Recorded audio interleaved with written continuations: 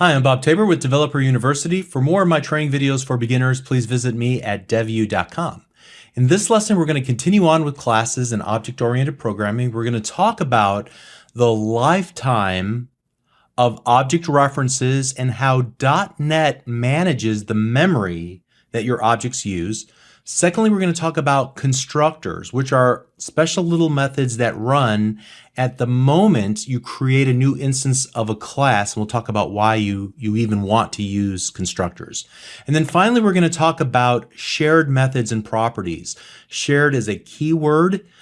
In other programming languages, it uses the term static, meaning that you can use that particular method or property without creating a new instance of an object first. So that would explain the console window, and it's different from how it's different from the random object that we used in previous lessons. So let's go ahead and get started. And this is one of those cases where you probably want to use the code that I'll supply. You can find it wherever you're currently watching this video or wherever you originally downloaded it from. There is a folder called Before, and you should be able to find in the Before folder an object lifetime project, and you want to copy that somewhere on your hard drive. I'm going to put it where I put all my projects, here in the project subfolder of Visual Studio in my documents directory. Okay, so now let's double click the solution file to open up Visual Studio, and you'll see that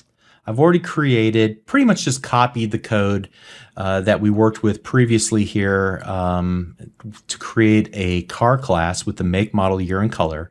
And then you'll notice also in the module VB in the sub main, we're creating a new instance of the car, setting its attributes, and well, there's a little bit of something that we'll come to a little bit later. Let me go ahead and delete that for now.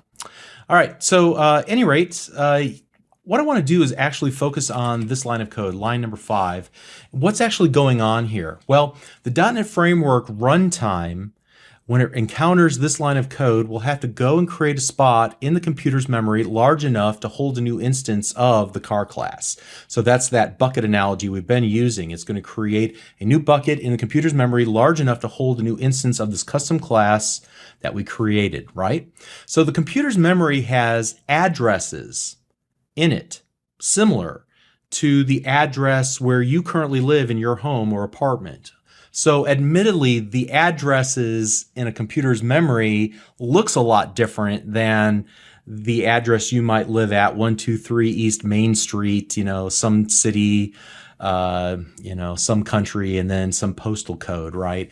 It actually uses hexadecimal values as addresses, but they're addresses, they're known addresses nonetheless, and that's how the .NET Framework runtime knows where it put your buckets. It keeps track of the addresses, and it keeps track of the address and the little friendly label that you give it whenever you create a new instance of a given object. In this case, my car is at this address. It uses that address, looks up into that address in the computer's memory, finds the bucket, grabs the values out, and lets you work with them. Okay, so the .NET Framework's first job is to find an empty address where nothing else is being stored right now whenever you create a new instance of an object. And so that address has to be large enough in size to store a instance of our given class. So it creates the object, and then it grabs the address of that object and copies that address down. And so it always knows where to find that object in memory that we've labeled my car in this particular situation, so that you can always get back to that object in memory. And so you can store that reference in your variable, but really all you're doing is storing an address in that variable. And behind the scenes, the .NET Framework runtime knows what it means. It goes and finds the actual bucket at that location. Okay, so my car in this case is simply holding an address, or what we would call a reference, an object reference, a reference to the instance of the car class in the computer's memory. So whenever you need to work with that instance of the car class, you just use the myCar identifier. We can set and get attributes, we can call functions, and the .NET Framework takes care of the rest for us. Awesome. So it gives you this illusion that you're actually working with the object itself, but in reality, you're just holding onto a reference to an address in the computer's memory, and then the .NET Framework runtime takes care of all the rest and makes it hidden from you. So an analogy that helps me understand references to objects is kind of, maybe to extend the analogy of a bucket, a handle on the bucket. We've used the bucket analogy several times up to now. So whenever you store an object in memory, .NET gives you, the developer, basically a handle that allows you to get back to that bucket, so you can hold on to that bucket, all right? So what happens if you let go of the handle? Well, you'll no longer be able to get to that bucket. The bucket will no longer be accessible. Why will it no longer be accessible? Well, one of the missions of the .NET Framework runtime is to keep the memory region clear and get rid of stuff it no longer needs. And so the .NET Framework runtime goes through and cleans up memory every once in a while, and it does that by counting references, or counting how many handles you're actually holding on to. So if we're no longer holding on to a reference or handle to that particular object in the computer's memory, to the car class, then it's going to remove that instance of the car class from the computer's memory because it thinks we don't need it anymore. So it frees up that space in memory so that other programs can actually use that for their own needs. So this process of cleanup is called garbage collection, and there's a lot you can learn about garbage collection and how it works behind the scenes. Not all that important for the moment, but what I want to do is actually run a quick experiment. And I want to actually use that line of code that I accidentally left in a moment ago. So my other car as car equals my car. All right, so here we go. At this point now, we did not create a new car in the computer's memory. All we did was say, I want to create another handle, and I want to attach that handle to the same handle that my car is pointed to. So we essentially just copied the reference from my car to my other car. Now we have two handles attached to the bucket in the computer's memory at this point, okay? And to prove this, here, let me just show you how I can prove this. So console.writeLine, and we'll go my other car dot make. That should be sufficient to prove this to you. Then what I'm going to do is go my other car, and I'm going to set the color from whatever it is to black, and then what we'll do is console.writeLine, we'll go my car dot color, just to see what color it is. Is it still white, or is it something else? So this should prove that we're now dealing with two handles to the same object in the computer's memory. So let's also write a console.readLine real quick here, and let's run the application. And you can see the first thing we get printed out is Toyota. So that was what we got from my other car, even though we never set explicitly the make attribute of my other car. Because it's referencing my car, it's able to grab out Toyota. And then next, we're looking at my car. We set its color to white, but since my other car is pointed at the same object in memory, we can set it to black, thus affecting the color of my car and setting its color to black as well. All right. So now you have two references to the same object in the computer's memory. And I think the important thing here is that you can create a variable that can hold a reference, but you don't have to create a new reference necessarily. You can just copy the reference from another object. All right. So another analogy that kind of helps me, because you don't think about multiple handles on a bucket, maybe you could think of it like strings on a balloon.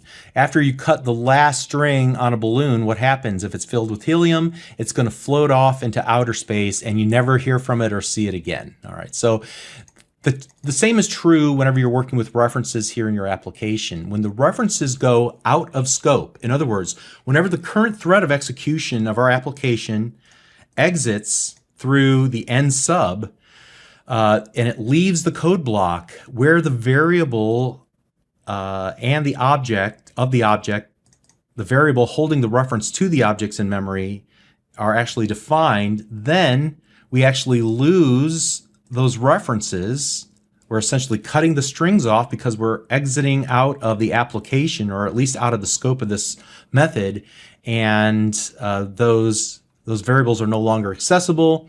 The .NET Framework comes through and says, oh, hey, car class, it looks like nobody's looking at you anymore. Time for you to go away. And so it takes it and removes it out of memory. All right, so that is known as reference counting, to see how many references are still attached to a given object. The .NET Framework will count the references. If the references go to 0, the count goes to 0, then it will remove that object from memory. So at some indeterminate time in the future, after we exit out of the execution of our application, then the .NET Runtime with garbage collection feature will come around and will count references. It'll remove the objects in memory, freeing them up for other applications.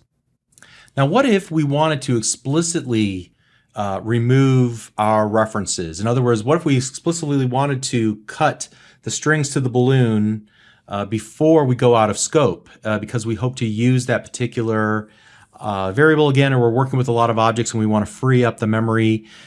We can actually do something like this. So here I'm going to set my other car equal to nothing.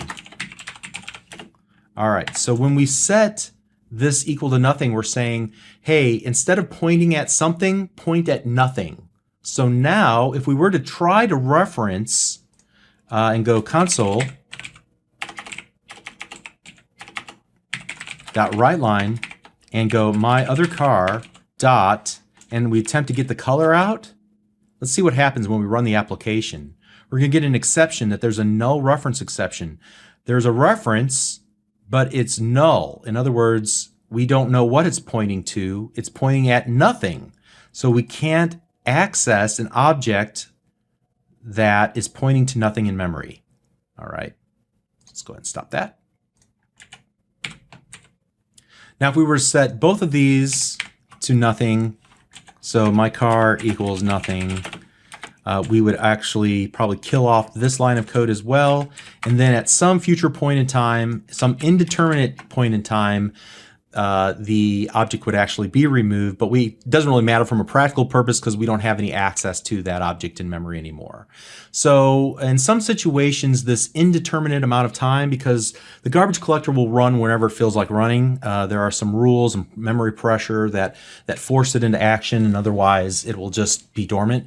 But if we need to be specific about removing objects, and we want to be explicit about removing objects from memory because we have a very memory intensive application, we can do something called a deterministic finalization approach that allows us to say, hey, stop everything you're doing .NET Framework Runtime and remove it now. And we might want to do that in situations where we're holding on to some connection, maybe to a network resource, to a database, to a file, and we want to sever that and make sure that at the moment that we say we want it to be severed, we want it to be actually severed so that it frees up that resource so something else can actually use it. So that might be a scenario where we would want to be very specific about it removing that object from the computer's memory, but otherwise we can just let the .NET Framework do it on its own and not really worry about it. That's a little bit more of an advanced concept. We're not going to cover that in depth in this series of courses.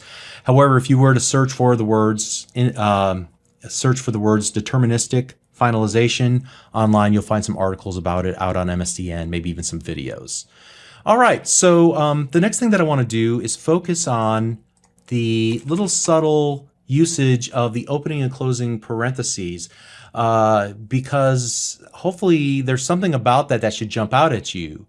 And that little something is the fact that we're actually using the method invocation operator here whenever we create a new instance of a class. So whether you realize it or not, whenever we create a new instance of a class, like the car class, we're actually calling a method called a constructor.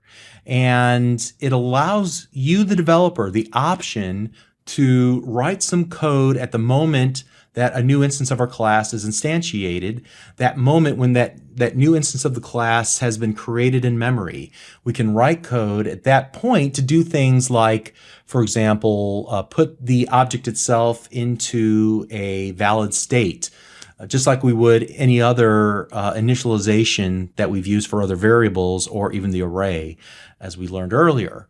So this means that we can use our the special constructor method to construct or initialize the values of properties so that our objects are ready to be used on the very next line of code.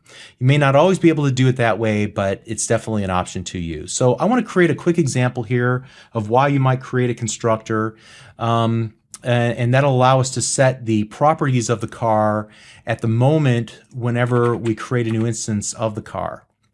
So to create a constructor, you use the public sub and then the new. And the new keyword represents a constructor.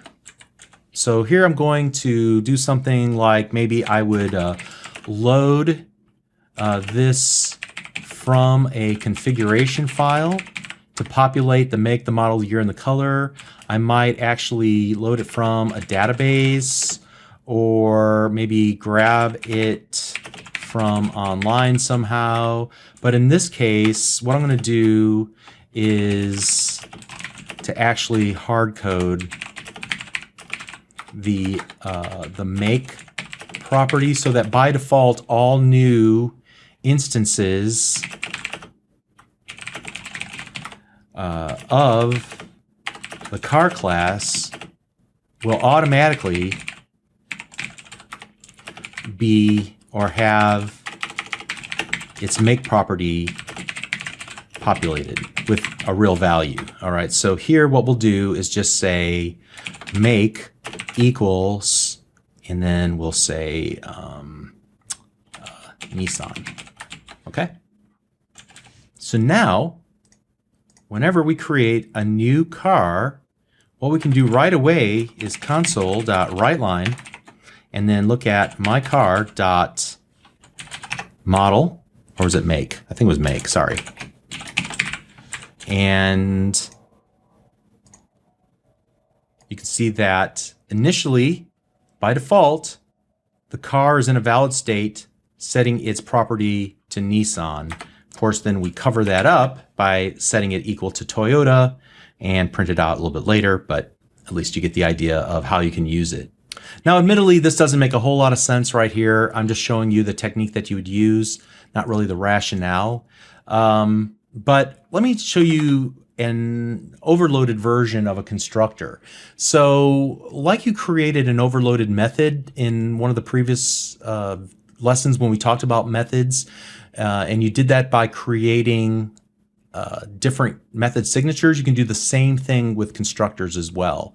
The method signature, you'll recall, is the number and the data type of the input parameters. So we can create a second public sub new, and as long as we change the method signature, so at least in this case add one input parameter, then we'll have a different version of our input parameter. Will be two different ways that an object can be created. So let's do this by val, and then I'm going to do I'll use a underscore. Now I'll just call this the make value a string, by val model value a string, by val a year value as integer, and then by val color value as string. Okay, and then here what we would do is just do a mapping from make equal to make value. Model equal model value, year equals year value, and then color equals color value. All right. So now, whenever we create a new instance of car, and let's just do that here, for example. In fact, let me just comment out everything here so far.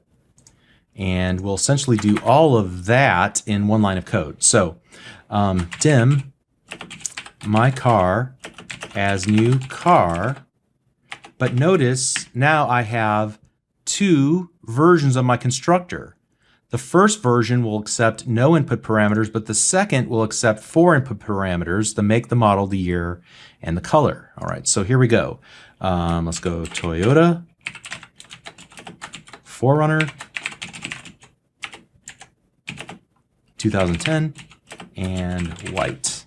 All right, so we're able to now run our application. In fact, yeah, let's go ahead and run it. And you can see that we still get Toyota printed out. Why is that? Well, because we were able to use an overloaded constructor to pass in all of the values we wanted to populate at the time of instantiation instead of doing it in subsequent lines of code. All right. Just to kind of reinforce the overloaded nature of it, we can't create another overloaded version without any input parameters. Why? Because there will be multiple definitions with identical signatures. All right. But I do want to say this. If we were to remove this version that accepts no input parameters, what happens then when we go back to this line of code?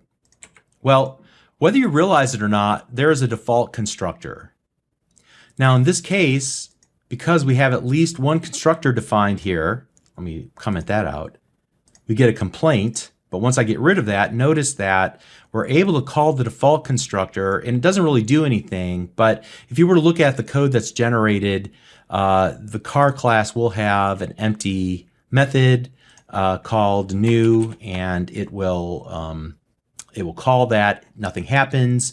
But just know that behind the scenes, there's a default constructor that's always created for your classes. So you can always use the method invocation operator after the creation of the instantiation of a new class, and you can know that at least it will work. It won't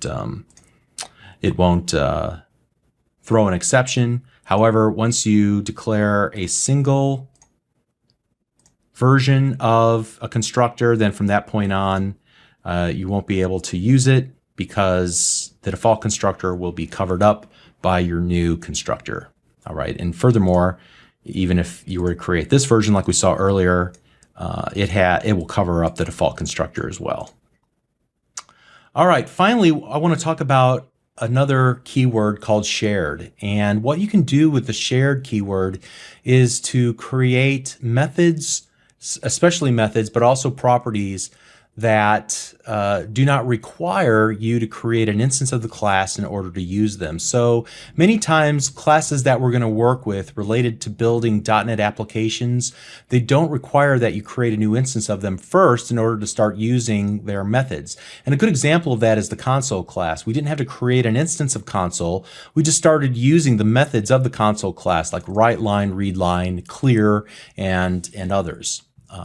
So another example, when we were working with arrays, you remember I used the array.reverse method. We didn't have to create an instance of the array class. We just started using the array.reverse method, and you typically would use this whenever you need methods, but you don't really need to keep the state of an object. You just want to collect together a bunch of utility methods that do something in your system, but they don't rely on a specific instance of a class in order to operate.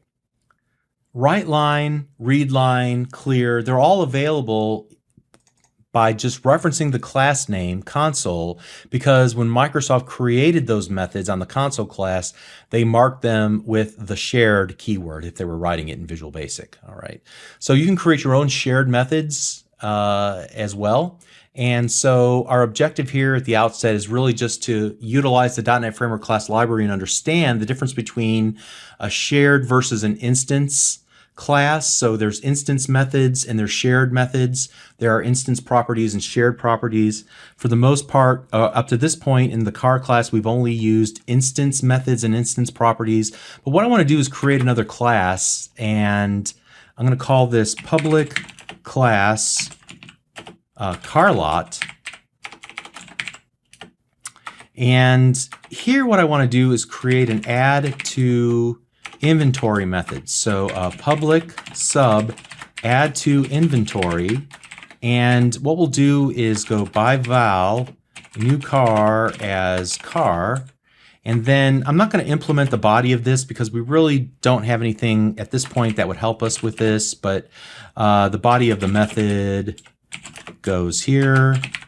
I might save this instance of car in an array, or better yet, in a collection, which we'll learn about later. Okay, but the focus here will be just on the fact that we can mark this with the shared keyword.